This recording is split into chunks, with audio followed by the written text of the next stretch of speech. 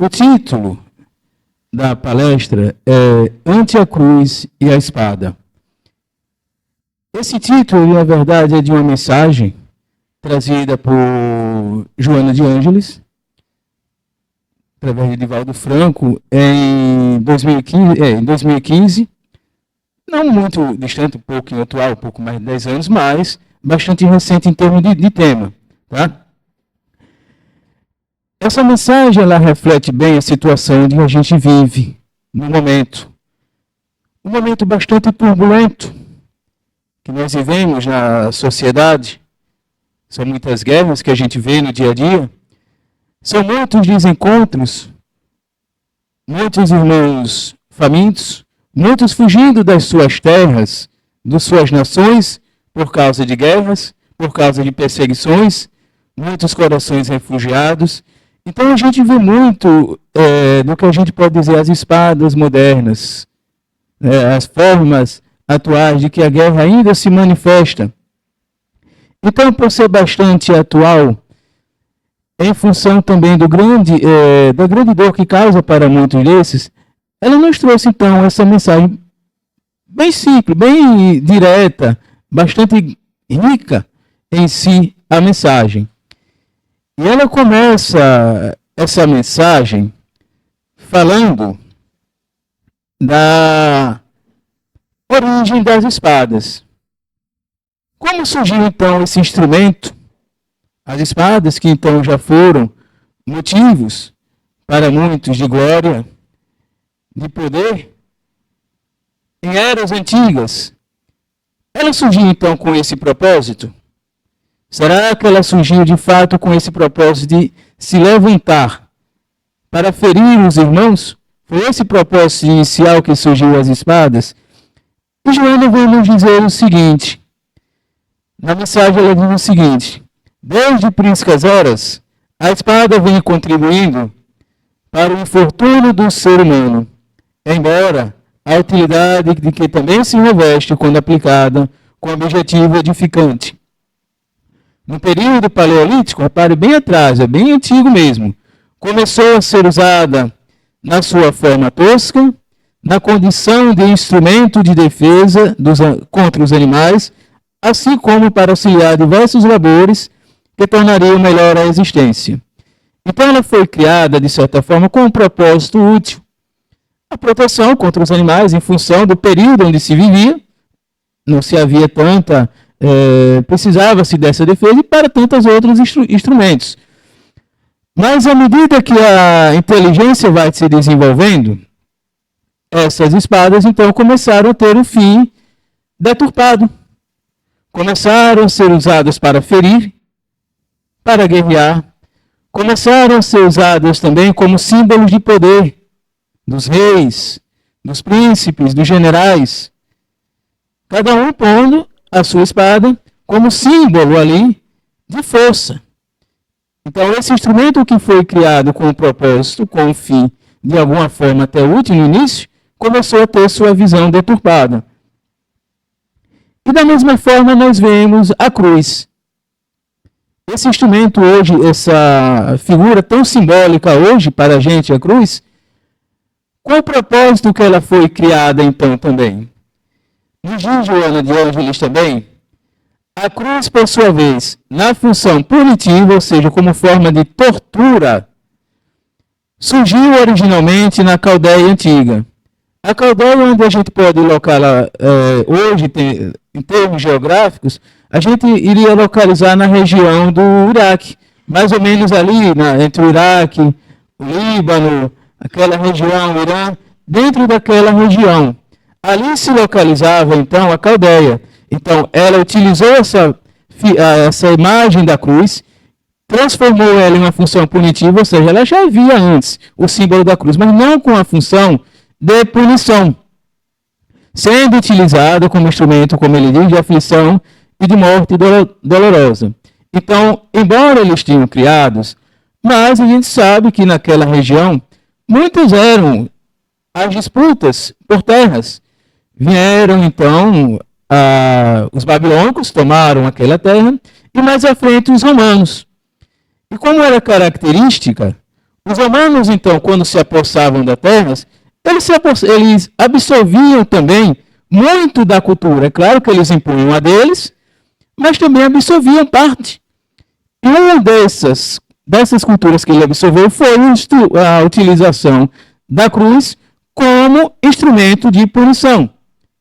Daí porque eles faziam bastante isso para punir aqueles que iam de encontro contra suas leis. Era uma forma bastante dolorosa, por ela ser bastante lenta, ficava exposto à cruz, e de forma muito lenta, muito dolorosa de fato, os criminosos, até então, iam perecendo. Então ela nos faz, primeiro, este relato. E à frente ela vem falando, já voltando um pouquinho, falando um pouquinho das espadas, do instrumento das espadas, do encontro, então, do momento em que Jesus havia sido preso, né, estava com seus discípulos, estava no Calvário, não no Calvário, no Monte das Oliveiras, quando então foram à busca, Judas com então soldados, esses soldados então, tendo como comandante o soldado Malco, né, que era bem próximo então de Caifás, foram à busca de Jesus. E nesse instante, vou passar um pouquinho aqui, nesse instante então, quando então eles se apresentam e perguntam quem é Jesus, né? Judas então beija a face de Jesus, os soldados então avançam, Pedro então, naquele momento desesperado, saca da espada, que ele também, acho que ele também tinha uma espada, como era comum naquela região, e avança sobre Malco.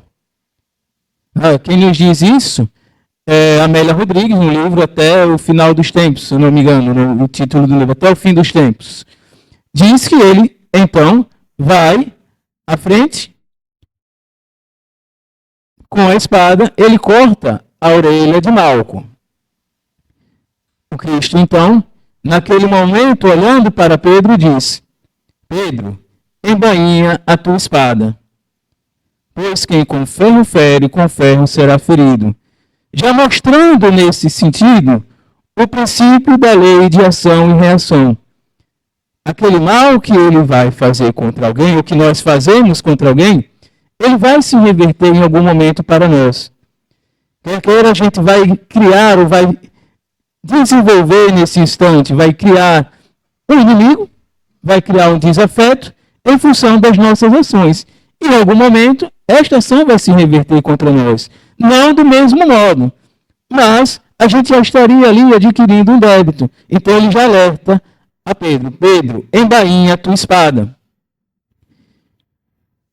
Já essa mensagem deixando para a gente o cuidado que a gente deve ter com as nossas ações. O cuidado que a gente deve ter da forma como nós agimos. Essa mensagem que foi passada falando especificamente da espada física, mas não necessariamente para a espada física, deixando para a humanidade, para os instrumentos atuais que nós temos, que comentaremos daqui a pouco, as chamadas espadas modernas. E assim, o Cristo, então, nos conta Amélia Rodrigues, ele cicatrizou a ferida de Malco, não repôs em si o membro, apenas cicatrizou, e Malco ficou com aquela ferida, que mais à frente a gente vai voltar um pouco à história, que ela vai ter a ver também com um pouco do nosso assunto. E assim ele fala também da questão da cruz, ela volta a falar um pouco da questão da cruz. O Cristo, então, o Mestre Jesus, então, sendo levado, foi à frente condenado a ser crucificado. E a cruz que, então, era instrumento punitivo, o Cristo transformou aquela cruz em instrumento de salvação. Olha a grandiosidade do Cristo. A figura que até então era utilizada, era simbolizada como meio de punir os criminosos, foi transformado pela grandiosidade do Cristo em instrumento de salvação, mostrando que cada um de nós temos a nossa cruz, não aquela cruz física, mas carregamos as nossas cruzes as nossas cruzes em função dos dolorosos sentimentos que cada um carrega consigo. Então, aquele instrumento foi transformado pelo poder divino do Mestre Jesus. E ele então vem mostrando que mesmo nos tempos atuais, a humanidade continua a fazer uso das espadas para ferir. Mas como utilizamos espadas? Aqui ninguém tem uma espada na Bahia. Como então essas espadas nós utilizamos? As modernas espadas, as espadas simbólicas.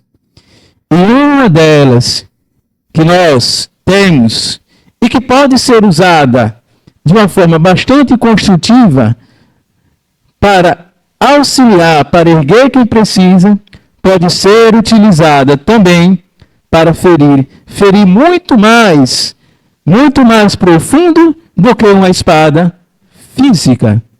É justamente a língua humana.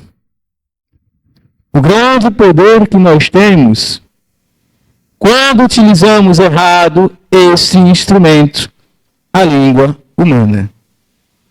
Daí porque a gente tem que ter o cuidado de saber resguardar no momento adequado. E ela nos mostra que uma dessas espadas que a língua pode utilizar, olha que não é apenas uma, são diversas, que a gente pode utilizar para ferir. E uma dessas espadas, bastante utilizada, e que tem um poder muito grande de ferir, de magoar, profundamente, é a calúnia. Olha o grande poder da língua, a calúnia.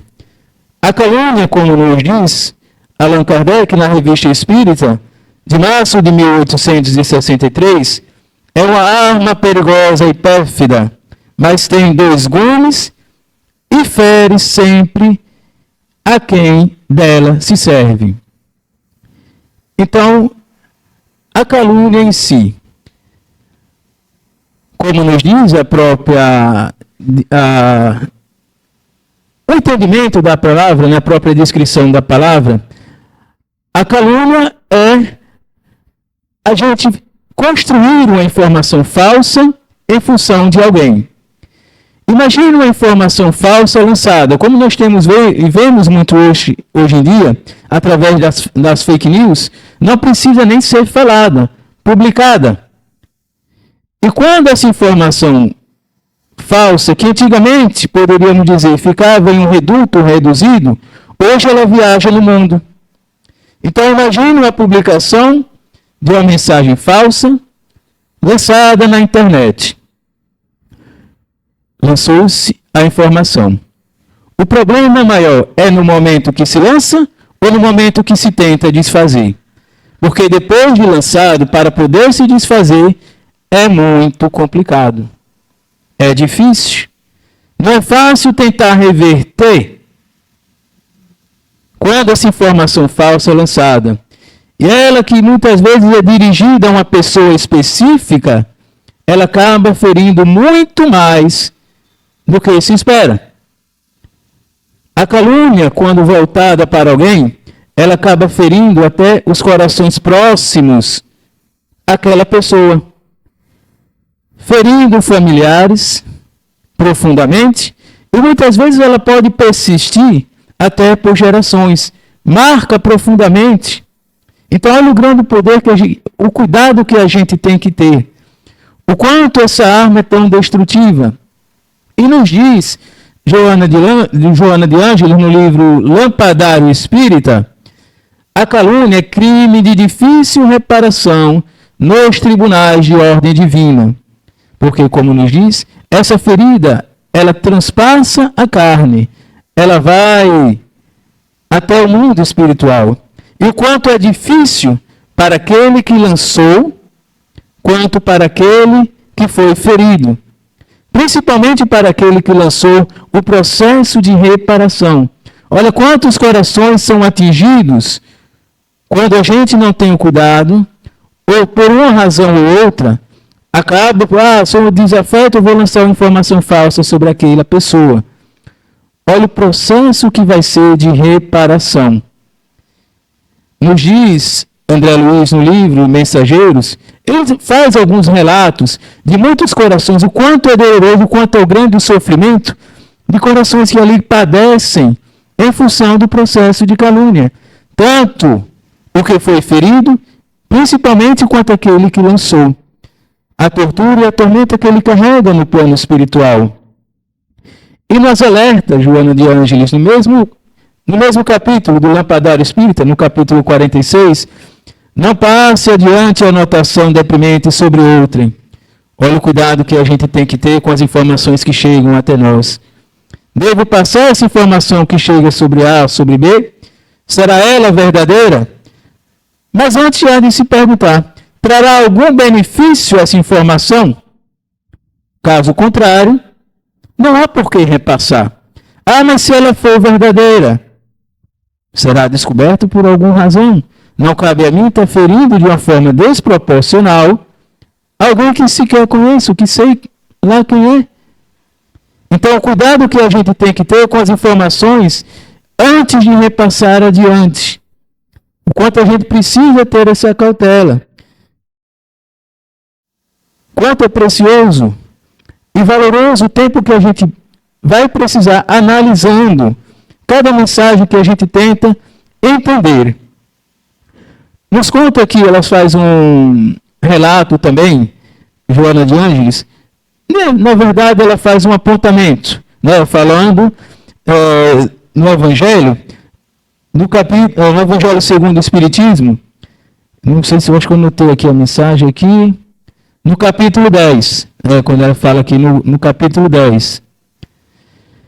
O protetor, espírito protetor, José, falando sobre a indulgência. Esse capítulo, eu não lembro se eu tenho anotado, eu não anotei aqui o nome. Deixa eu ver aqui, o Evangelho segundo o Espiritismo, não tenho anotado, capítulo, itens 9 e 10. Ele vem falar sobre a indulgência, tá? Ele nos fala sobre a indulgência e diz o seguinte: a indulgência jamais se ocupa com os maus atos de outrem, a menos que seja para prestar um serviço. Então a gente já vê que a calúnia em si é falta de indulgência. Falta de indulgência. Quanto a gente precisa da indulgência, porque já nos alerta o próprio livro dos Espíritos, em função da caridade como entendida pelo Mestre Jesus. Ser benevolente com todos, indulgente para com as imperfeições dos nossos irmãos, perdoar as ofensas. Então, quanto esse processo de calúnia já é por si só uma falta de caridade. E nos revela uma outra espada também, que pode ser proferida pela língua se a gente não tiver o cuidado, a maledicência. Ah, mas a maledicência não é em si a calúnia? Não necessariamente. Maledicência, como a gente sabe, é falar mal dos outros. O que pode começar é falar mal de fulano. Você viu a roupa de fulano? Que roupa ridícula. Ah, aquele sapato dele. Meu Deus do céu, que sapato horroroso. Já começa com essa parte. Daqui a pouco, rapaz, fulano, menino, você não está sabendo. Ele fez isso e aquilo. Já começa a falar mal. Se preocupar em falar mal dos outros.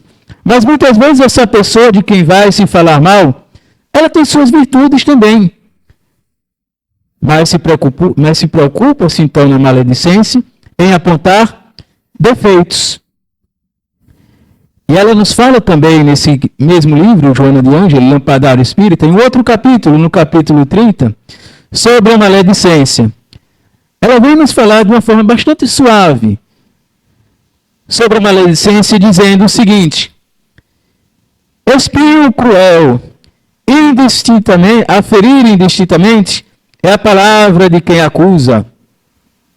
Cáustico e corrosivo é o verbo na boca de quem relaciona defeitos. Veneno perigoso, expressão condenatória, a vibrar nos lábios de quem malsina. Lama pútrida, frescando fétido, é vibração sonora ao aparelho vocal de quem censura. Borralho escuro, ocultando a verdade, é a maledicência destrutiva. a maledicência e a cultura da inutilidade em solo apodrecido. Por si só, aqui a gente já pode ver o quanto é dolorido, o quanto é um ferimento que a gente adquire para nós, o hábito da maledicência, aquele hábito da fofoca. Vamos falar um pouquinho de A, de B, de C. E o quanto este poder pode gerar uma calúnia lá à frente. O que começa com algo um pouco mais simples, pode gerar algo muito mais destrutivo. Assim nos fala a mentora. Maldizer significa destruir. O maledicente é atormentado que se debate nas lavas da própria inferioridade. Tem a visão tomada e tudo vê através das pesadas lentes que carrega, porque só consegue ver o mal no coração. Só consegue ver as imperfeições. Não consegue ver, através das mentes leves ou das lentes leves do coração, o que há de bom no próximo. Ou muitas vezes em si mesmo. Até mesmo se pune. Então, olha quanto essa prática da maledicência a gente ainda guarda conosco. O cuidado que a gente deve ter, não devemos utilizar este amiguinho aqui, este aparelho, essa concha maravilhosa, para absorver o que não é bom. O cuidado que a gente deve ter usando isso aqui. Não é só a questão do falar, é também no que a gente vai absorver. Então, mais uma espada tão dolorida, tão profunda, muito mais do que as espadas físicas, é a maledicência.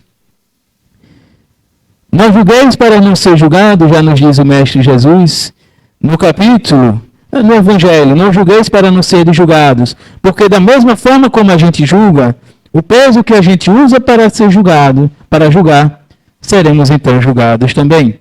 Então, olha o cuidado que a gente já deve ter, para que aquele mal que a gente vai falar de alguém não se reverta para nós. E não há de esperar outra coisa. Se a gente passa bom tempo falando mal de alguém, tenho certeza que outra pessoa está falando mal da gente. É natural que isso vai ocorrer. É desse meio que a gente se cerca, se não tiver o cuidado. E não há do quem não quer reclamar.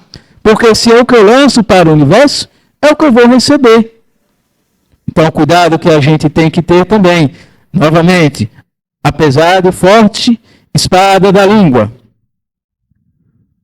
Outra espada, tão poderosa quanto a calúnia e a maledicência, é a intriga.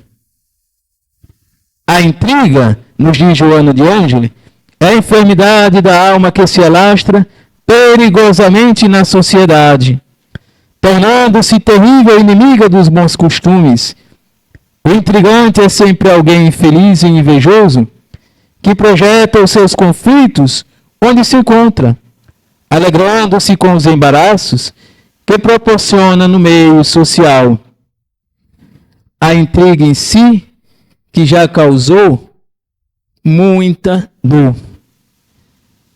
Joana de Ângeli nos diz, mais uma vez a mentora, no livro Rejubila-te em Deus, no capítulo 5, ela compara a intriga com um vírus destruidor.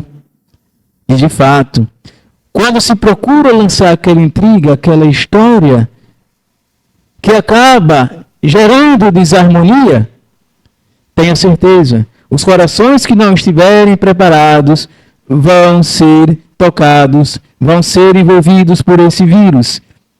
E o quanto a intriga já não desarmonizou muitas casas espíritas. Muitas famílias já não foram envolvidas. Muitas famílias não se separaram ou geraram entre só rompimentos nos laços em função de uma intriga. A intriga que está presente em todas as classes sociais. A intriga, como nos diz também a mentora, que é a irmã gêmea da traição. Quantas vezes ela já não esteve presente no alto poder? Quantas vezes a intriga já não gerou queda de governantes? Já não gerou fim de ciclos de governos no alto poder? Tudo isso em nome de uma cobiça, de uma ganância, a intriga quando é lançada. E muitas vezes aquele que lança a intriga está ali ao nosso lado, sorrindo, como se fosse um amigo. Mas lançando, esperando o momento adequado para poder tomar aquele local ou aquele lugar que ele está visando. Muitas vezes movido pela inveja. Quantas vezes a intriga movida pela inveja não ocorre? Olha a capacidade, olha essa espada tão poderosa que pode ser servir para erguer, para curar, mas que pode ser usada quando nós não observamos, nós não cuidamos, para ferir também. Uma outra espada nos diz também, também pode ser gerada através da língua, a raiva. A raiva. A raiva que a gente acaba destinando a outro, quando na verdade nós é que somos necessariamente feridos em função da raiva. Voltando um pouco agora à história de Malco e Pedro, quando Pedro então feriu Malco, e o Mestre Jesus em si cicatrizou a ferida, não repondo em si o membro, Malco ficou com aquela cicatriz no corpo. Mas a cicatriz em si, na época, ela era vista como usada. A cicatriz, quando então, era algo que figurava para aqueles que eram acusados de furto. Quando então, na época, alguém era acusado de furto, cortava-se a orelha e aquela cicatriz ali indicava. Então, Malco, ferido então naquele instante por Pedro com aquela cicatriz, para muitos ficou com aquilo ali, ele ficou envergonhado. Resultado, fugiu de Jerusalém. Mas guardou aquela mágoa, aquela raiva de Pedro.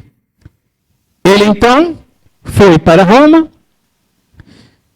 juntou-se mais à frente ao exército de Nero, na perseguição então aos cristãos.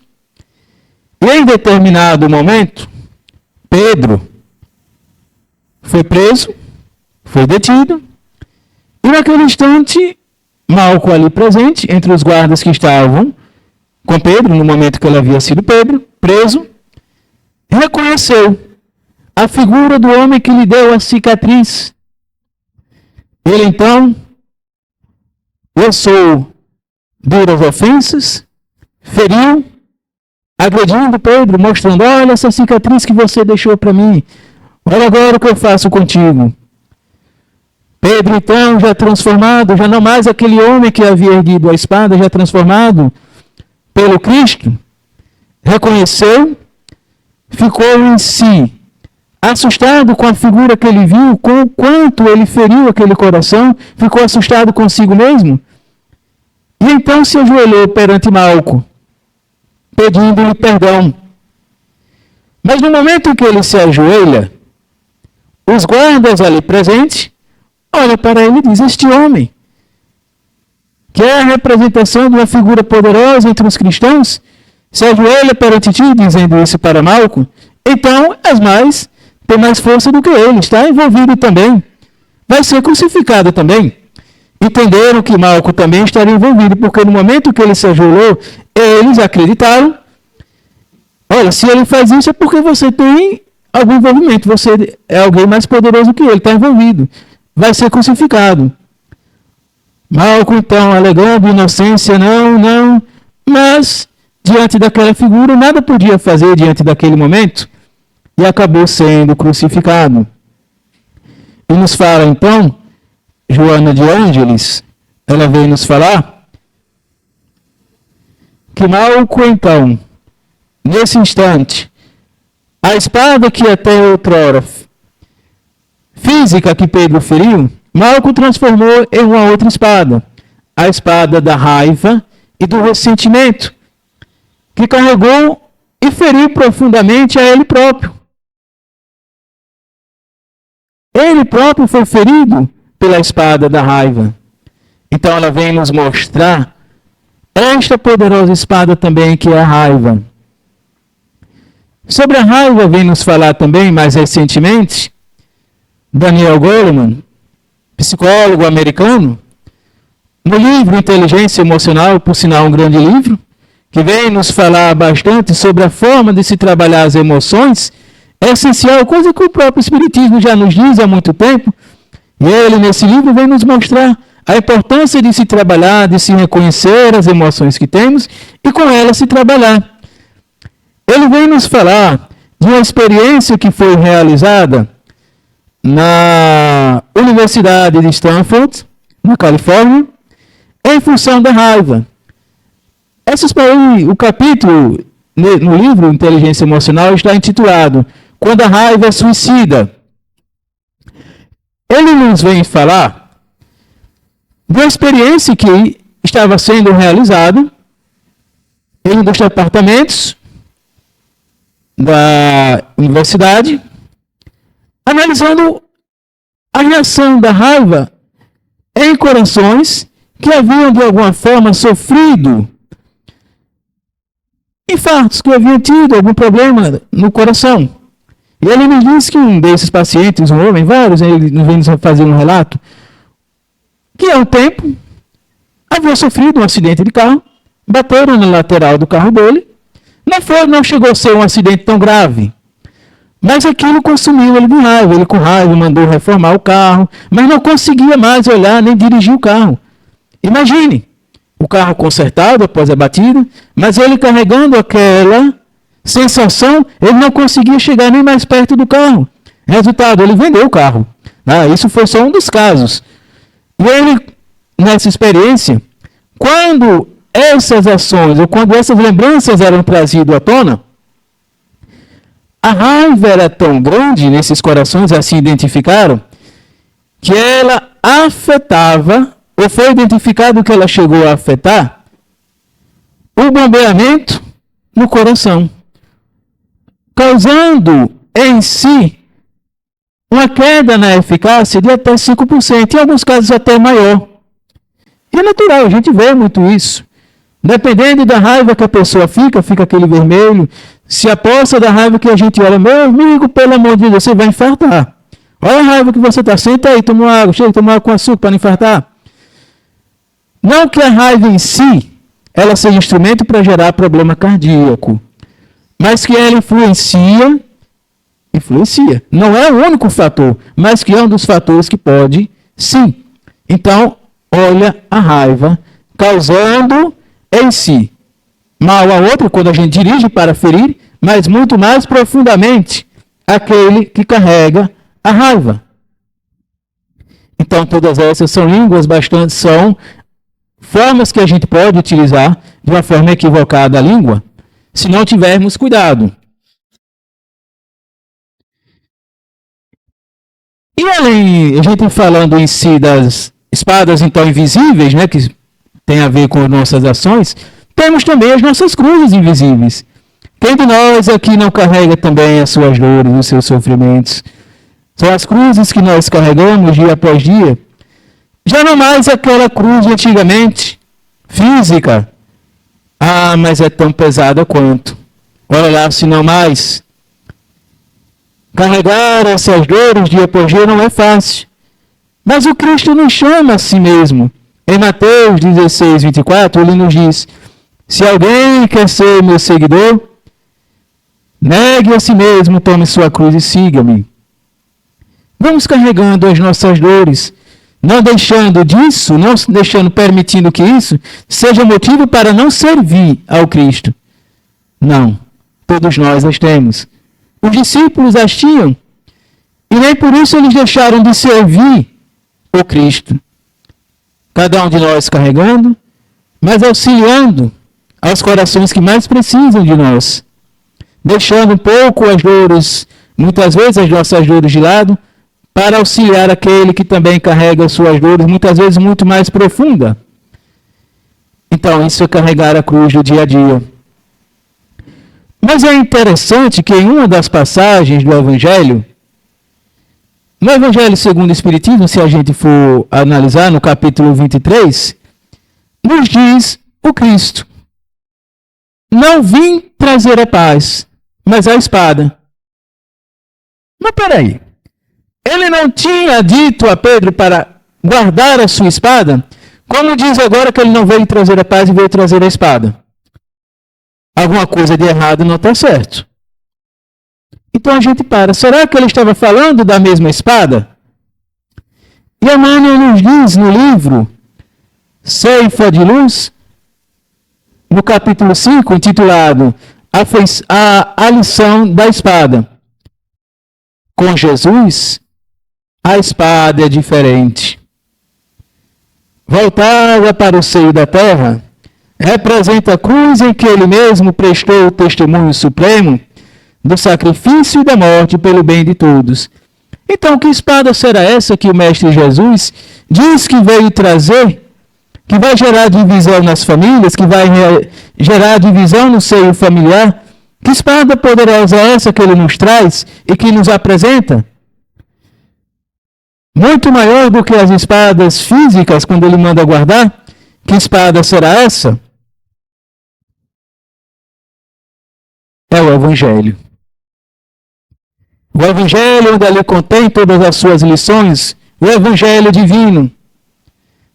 Quando nós começamos a ser tocados pelo Evangelho, não há um momento que a gente não cometa ou caia algum deslize, é natural que a gente cometa o nosso instante, mas nesse momento que começamos a ser tocados pelo Evangelho, no primeiro deslize que a gente começa ou comete, vem a consciência. Olha o que você acabou de fazer.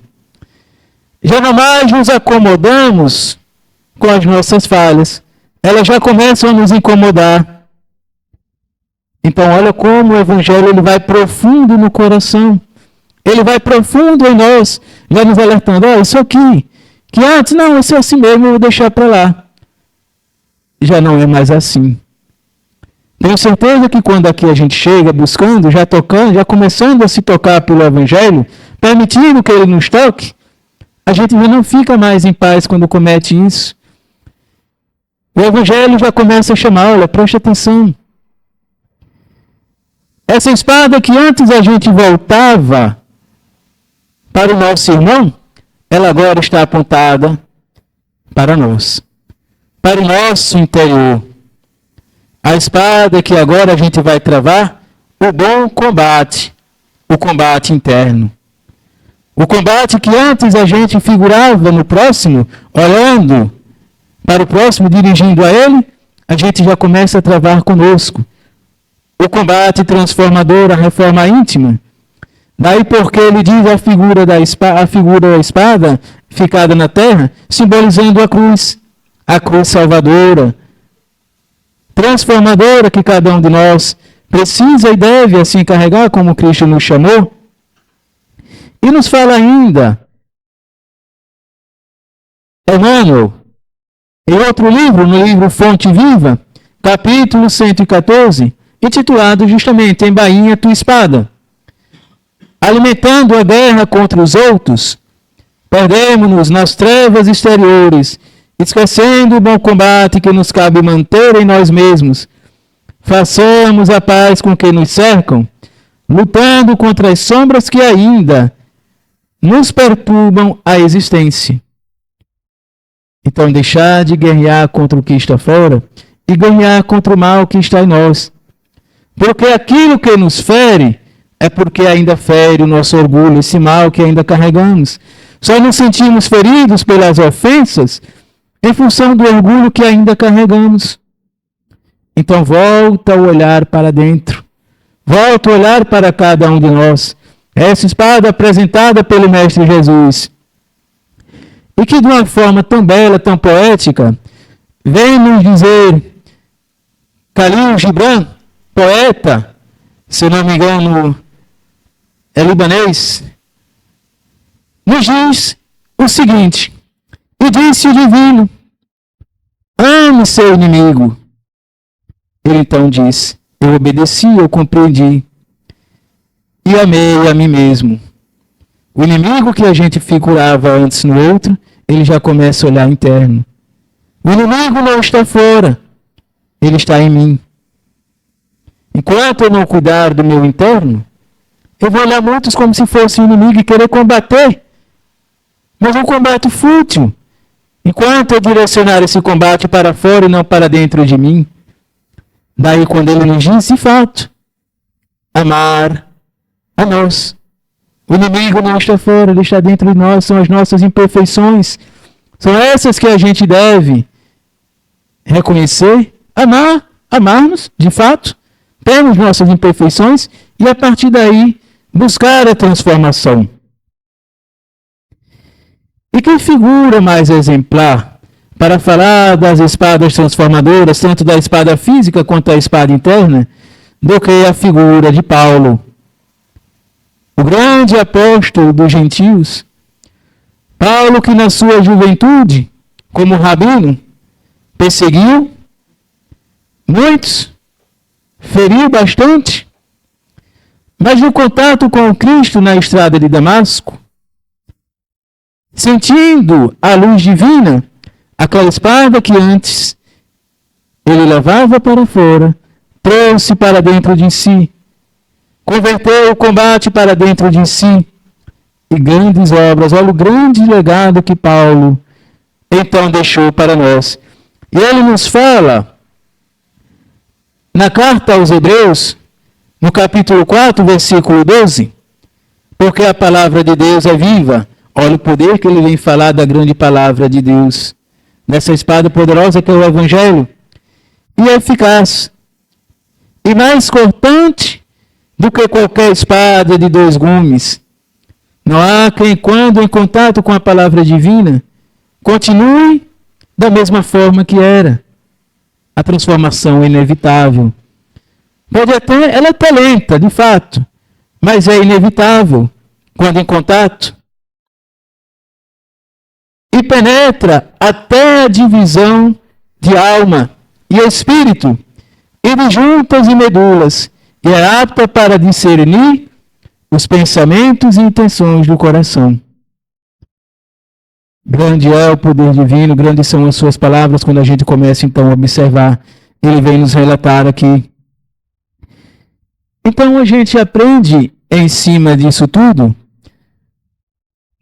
a grandiosa mensagem: ame o próximo como a ti mesmo.